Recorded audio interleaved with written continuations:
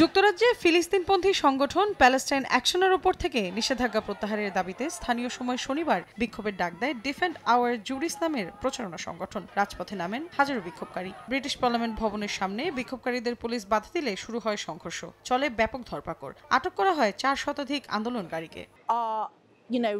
যারা জীবনে কোনোদিন বিক্ষোভে নামেননি তারাও এখন বিবেকের টানে ভাবছেন, আমি আর সোফায় বসে বসে এই ভয়াবহতা দেখে কিছু না করে থাকতে পারি না। প্রতিবন্ধী, মধ্যবয়সী ও প্রবীণদের গ্রেফতার করা হচ্ছে। তাদের অপরাধ, তারা শিশু হত্যার বিরোধিতা করছে।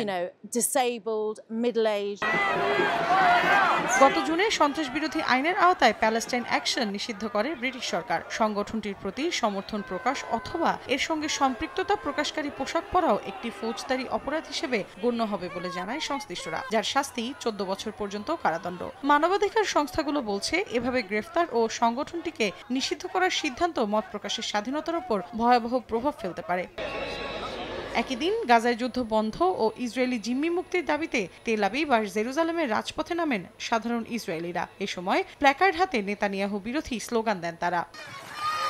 মৌসুমী সাথী, সময় সংবাদ।